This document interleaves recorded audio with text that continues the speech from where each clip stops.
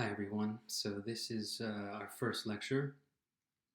All these are meant to be uh, companions or accompaniments to your reading of the text. So they're always going to be split in two.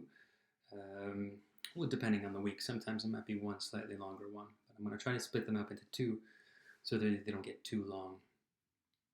So we're going to start in Vienna, right at the turn of the century with the Vienna Secession. So most of the time, early 20th century art, or the history of modernism in the 20th century, we'll begin in Paris, and certainly Paris is, for our purposes, the most important city until you get to World War II, where New York more or less takes the mantle. But for the early 20th century art, Paris is quite prominent. But there are reasons to begin in Vienna, some that might be compelling with the Vienna Secessionist, because really there are a few themes that are going to be important for all of early 20th century art that we talk about in one way, shape, or form. So the Vienna Secession is one of those movements, one of those early movements, where the idea of transgressiveness, of transgressing, of sort of challenging society, especially bourgeois society, it's something that comes front and center. And we've seen this if you've studied 19th century art, someone like Manet, even the Impressionists can be seen as, in some ways, going against the grain of established art history, established society. But there's something about the Vienna Secessionists, so we're talking about Klimt, Kokoschka, and Schiele, that they really take this transgression quite far, at least for the time. This might seem tame to you, but for the early 20th century, this is actually quite daring stuff. So bourgeois society, this is the term bourgeoisie, the bourgeois, is a long, difficult term to define, but for our purposes here, just think of those in society that are somewhat conservative in their tastes, especially in their aesthetic tastes. They have something of a normative understanding of what it means to be a human being. And some of the more, let's say, dangerous or risky or less safe aspects of what it means to be a human being are repressed. And in a number of ways, let's just say bourgeois society is somewhat restrained and genteel, and in some ways that keeps appearances, or keeps things more at the surface. But as we know about society, and as we know about us, about people, about human beings, there's always something bubbling beneath the surface. So some artists, like the Vienna Secessionists, are going to want to tap into that and sort of reveal the maybe more disturbing side of what it means to be a creative, functioning human being. So that's an important part. That's an important key theme, because a lot of the avant-garde artists that we're going to talk about all semester long, they're also transgressive in certain ways, right? In different contexts, but they're going to be socially transgressive.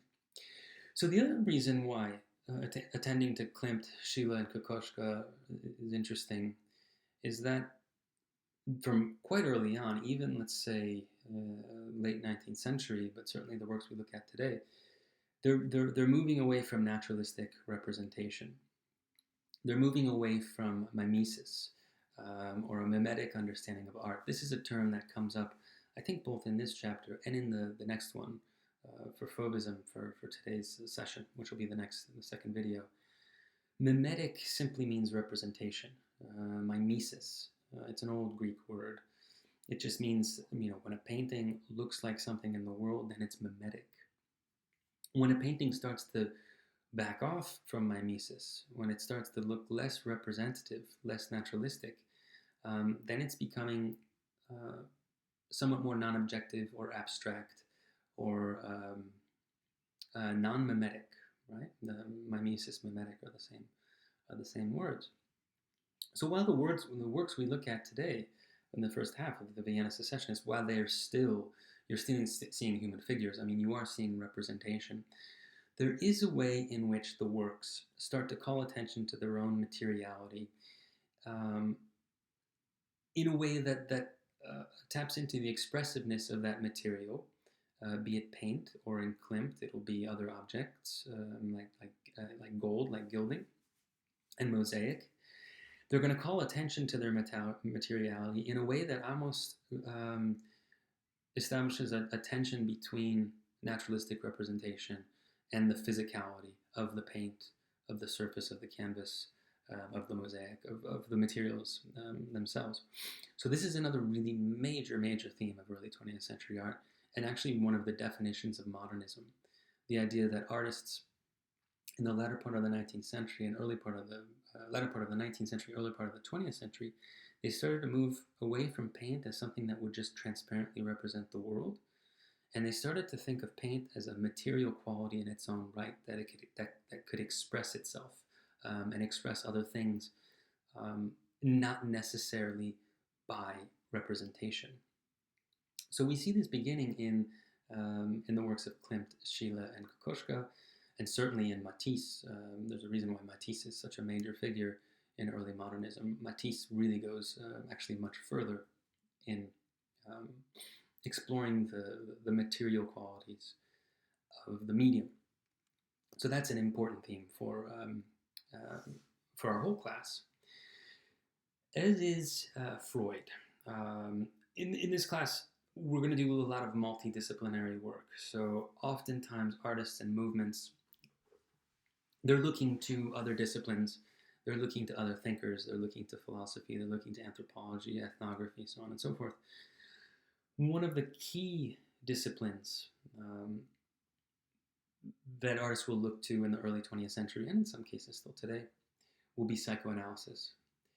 And if you know anything about the history of psychoanalysis and Freud, you'll know that he's writing some of his major early works, especially the dream work, his work on dreams, right around 1900, in Vienna, right at the same time as Klimt, Schiele, and Kokoschka and the Vienna Secessionists are working.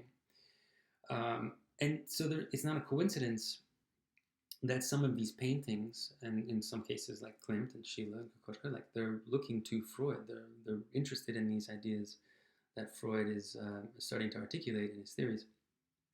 And there's a reason why some of these works are read along the lines of psychoanalysis. And so it's really important to know the basics of what psychoanalysis is and why it's so important, why it's such an important development in human knowledge, and in the humanities and in science and clinical work. So one of the major reasons why Freud is so revolutionary is that he's one of the first thinkers to come along and say that human beings are not these whole, transparent individuals, that they have full awareness of themselves, and that they're simply normal, fully functioning human beings. Freud starts to articulate and theorize this concept of the unconscious, which would be all these drives, all this repressed material, all these desires that are inside of us that may very well be something from our childhood, something that we don't even have a fully fledged memory of. But nonetheless, this material, this unconscious material, is inside of us, and it's working on us. It's always working on us.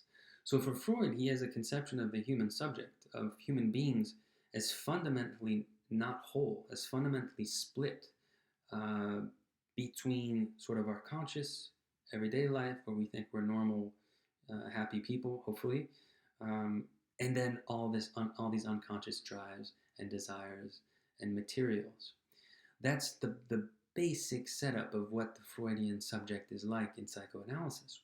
Of course, it gets much more complex than that, but for our purposes, I think that will work.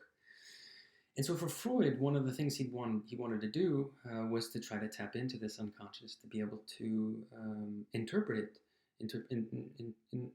in some ways access it, and then of course for him, it would be a way to then treat people who might not be well, right? Who might have certain pathologies. For artists, and Freud often didn't like artists who used his work. Freud was somewhat more conservative in his tastes, in his taste in art. But there are a lot of artists, beginning with the Vienna Secessionists, but all the way up through Surrealism, who will use Freud's theory of the unconscious as a way to liberate, almost in some cases as a revolutionary liberation of the human being, that we want to just unrepress all these drives, which will lead to a better world and creativity and so on and so forth. So Freud becomes very, very important for a number of artists, and this is definitely the case with Klimt, Schiele, and Kokoschka, who we're going to talk about in a moment. The other thing about Freud that you should know, he's going to come up a few times during our class this summer, but dreams were very, very important. So his idea was that when you're asleep, your ego, which normally is trying to keep everything in check, it's on sleep mode, and it's just the control freak of the ego is now quieted, which means all this other stuff can start coming out. All the stuff that we normally keep at bay starts to come out. And Freud's really revolutionary theory of dreams was that our dreams are actually our unconscious coming out and trying to communicate to us in some ways. Right? So through dreams, we have access to unconscious material in a way that we don't normally have in our waking everyday life. So this is really quite revolutionary. And there are other ways in which our unconscious can come out. It's not only dreams, although dreams are very, very important. So sometimes you'll see, like the works we look at today, they will be dreamlike in some ways. They're going to evoke this dream world as a way of invoking the unconscious and these drives that are normally kept in check in civil bourgeois society. But there are also ways in which just everyday tics and symptoms that we might have also betray our unconscious. So for Freud, slips of the tongue, when you say something you didn't mean to say, it's not actually an accident. It's actually your unconscious just sort of like getting through your normal everyday speech. So it's very interesting to think of these theories of psychoanalysis translated into paint, especially when we look at portraits, which we will with Schiele and Kokoschka. Maybe there's a way that these paintings, these portraits of the human body and the tics and the way they're represented actually give us access to unconscious material, maybe in a way that like a photograph couldn't. So we almost think of the artist and the painter as an analyst here, but through paint, not through talking. Okay, so that's just a very quick introduction to Freudian psychoanalysis. It's more complex than that, but as we keep revisiting these ideas, it'll snowball and it'll become more. You'll get a deeper understanding of why Freud was so important. Okay, so yeah, this is what I was saying just a moment ago, that some of these secessionist portraits, some of the painters, may actually be like a painting of individual symptoms. So we'll talk about that when we get to the examples. So this is the house of the Vienna Secession, which was built in 1898 by one of the more important secessionist architects, Joseph Marie Ulbricht. This is still in Vienna. The idea of seceding, of secession, was they made a conscious decision, these artists, who were stifled by the official academy, the Künstlerhaus in Vienna at the time, and they basically set up their own movement, where they could be, as we said at the beginning, more transgressive, more risky, and more experimental in their works. And so this is the Vienna Secession. There's this very famous ball at the top. It's made of like these gold leaves. You'll see in the Vienna Secession, there's a lot of organic, vegetal, sort of abstract shapes as part of their look. So if we had more time, if this was a class just on Vienna Secession, we'd have to talk a lot about architecture. So architecture was a key facet of the Vienna Secession. So was design. I don't know if any of you are interested in the history of design and topography, fonts and this kind of thing, right? The Vienna Secession is very, very important for the development of design and for topography. And this is part of Art Nouveau, that's in French, Art Nouveau, or Jugendstil, which is the youthful style. That's in German. The Vienna Secession is part of this movement. And so this is a really lovely poster of one of the Vienna Secessionist exhibitions from 1899, where they showed their own work, but then they also put up posters and had designs. So you notice there's this very lovely, florid, like just all these wonderful lines going through this poster, and then you have this human figure, this muse in the center of the poster. So it's pretty ornate. The poster actually looks, this version of it looks gilded, and you have just all these meandering, beautiful lines that again recall these kind of organic shapes, as does the Art Nouveau topography itself, right? So this is very much part of the Vienna Secession.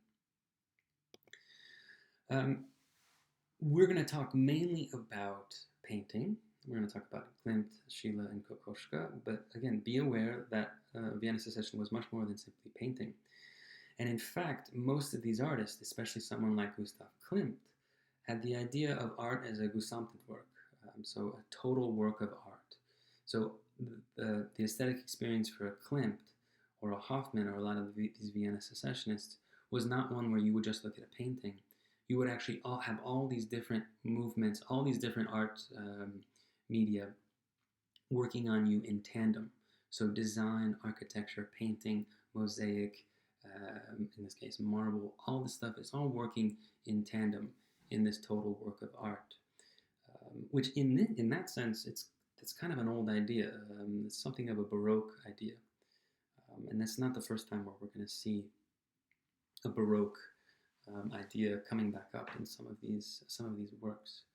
So this is the Palesticle in Brussels. Joseph Hoffmann is the designer and architect, and Klimt was commissioned to make these paintings inside the dining room. There's a really wonderful website. I think it's by Google. I think Google does like an art thing that walks you through every single painting. It's very, very well done. So I'm going to upload that as a link on the website. So if you want to take a look at it, you'll get the chance.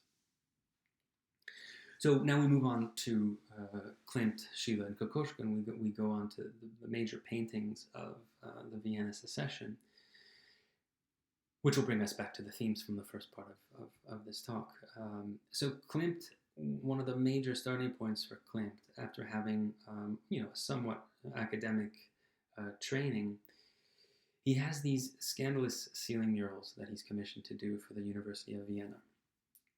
They're commissioned in 1894, and it takes him a few years before submitting the first one. Unfortunately, they're destroyed at the end of World War II, right towards the end. They're destroyed in a fire, probably, of course, because of the war itself, right? So this is why we don't have color, really nice photographs of these murals, because they're actually now, they've been destroyed. So this is why these are always in black and white. Sometimes you'll see versions where some have been colored in, or certain parts have been colored in, but these are now very famous works that are no longer with us. They've been destroyed for half a century now, or longer. And so he was commissioned to do these murals for the University of Vienna, and they wanted the paintings to depict the academic fields of philosophy, of medicine, and jurisprudence law, right?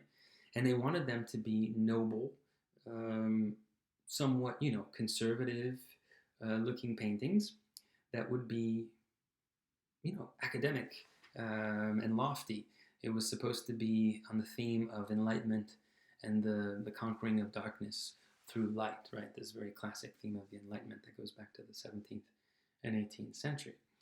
And so when Klimt submitted the first one in 1900, Philosophy, most people were aghast, because as you can tell, you have something that it seems to be less a lauding of philosophy as a rational, beautiful mind, and more, this is more Freudian, this seems to be more of the part of the human psyche that's actually leading to madness, maybe even to darkness and confusion.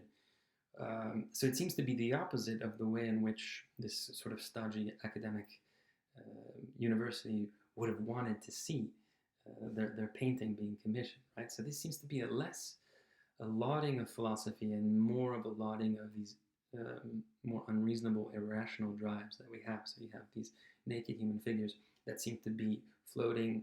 So it's hard to tell, are they floating upwards? Are they descending? a lot of scholars who analyze these murals, they talk about them in the context of Renaissance and Baroque art, especially paintings of the Last Judgment, where people are either going up to heaven and are saved, or they're going down into hell and being damned. So rather than showing philosophy as this flooding light of reason on the world, he seems to be showing it bifurcated, as split in two, as going upwards maybe towards the light and then downwards towards darkness and unreason. So you can imagine the way this was greeted.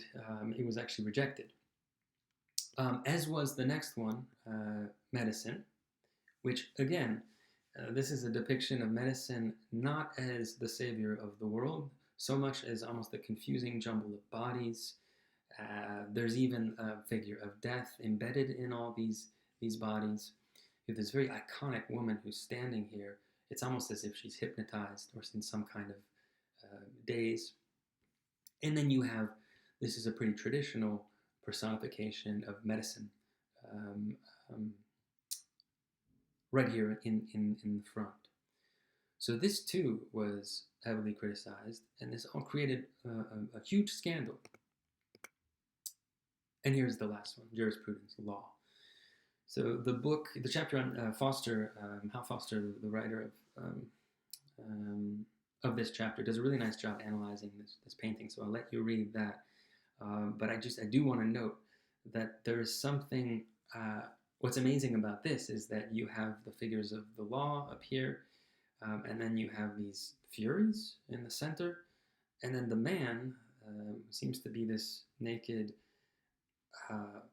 really skeletal.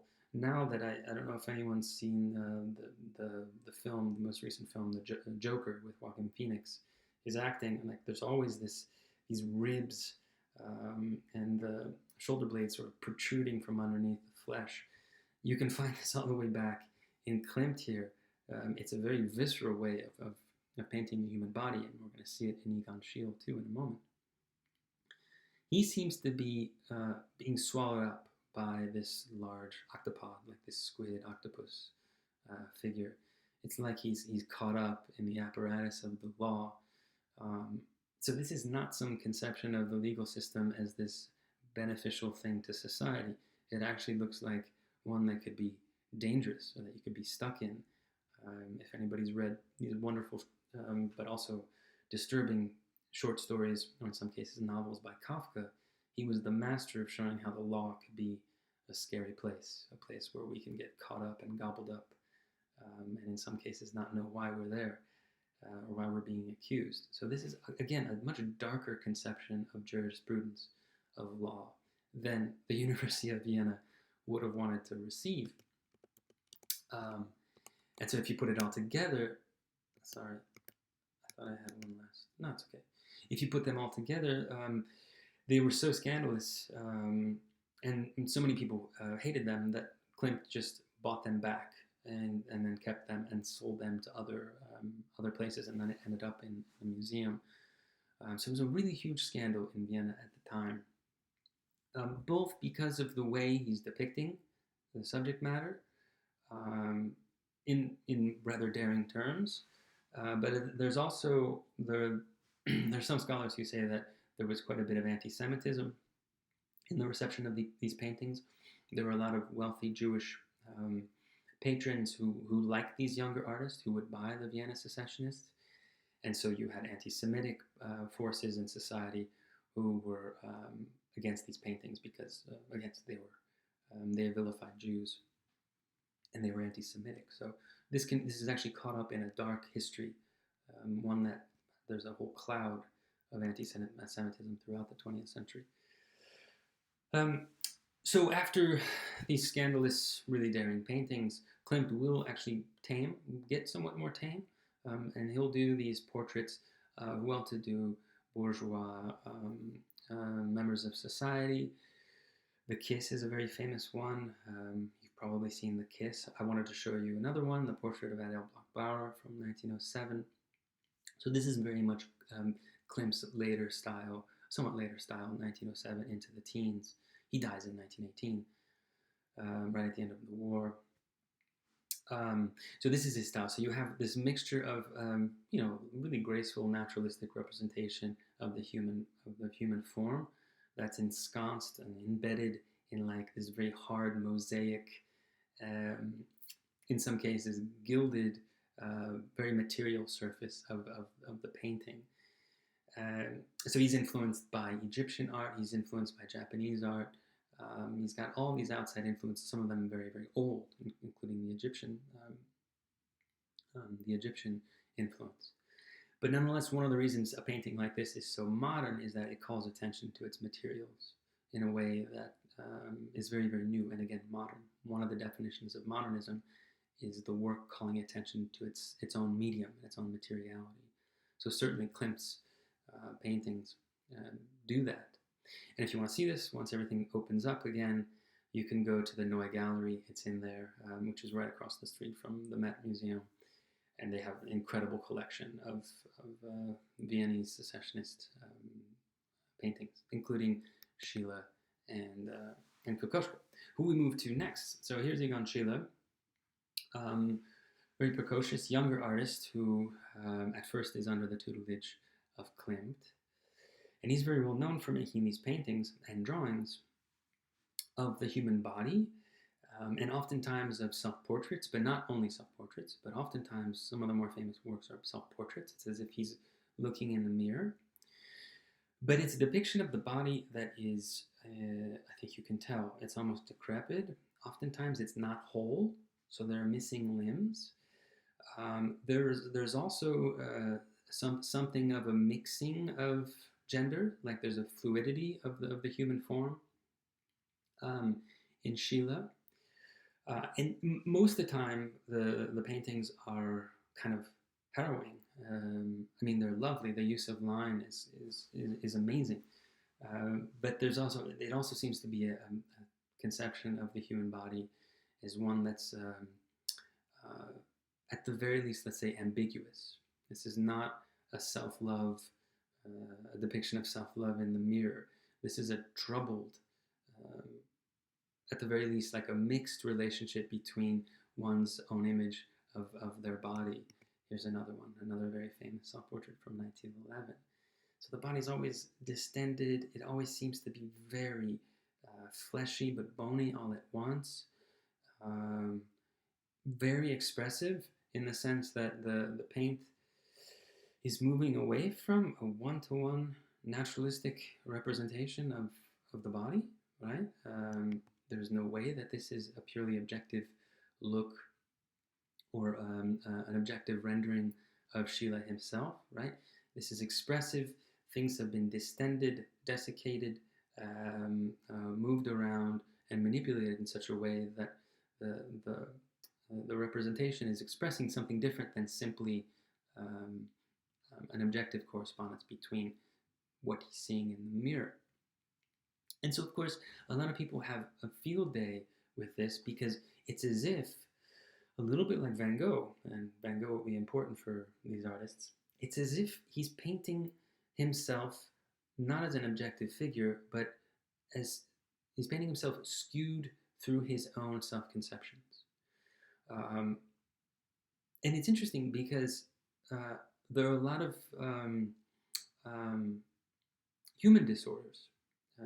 There are a lot of people who suffer from, let's say, body dysmorphia or anorexia. There are these psychological disorders that are now more or less well known, that wouldn't have been well known then, where it's quite literally the person cannot see themselves correctly. It's quite incredible. So someone who's anorexic, they can't see that they're in fact incredibly thin. They see something completely different. Or someone with body dysmorphia, they can't quite see themselves correctly. They're seeing something skewed and off, and often disturbing, and maybe even threatening, or maybe even depressing, right? So this gets us into very difficult territory. So it's as if Schiele, through these self-representations that seem to be really, at the very least, ambiguous, if not, I don't know if self-loathing is too far, but very um, there's like a sort of a disturbing warping of the human form, and so I think you can tell that scholars have had a field day with trying to psychoanalyze um, these self-portraits, that they say something about Schiele's mental state. He also he's an incredible draftsman, so he has graphic works. MoMA has a collection of his graphic works, so you can, if you're interested in his works, you can go online and see a number of examples. This is the Squatting Woman from 1914. And in fact, he did get into quite a bit of trouble with his drawings. He was jailed at some point.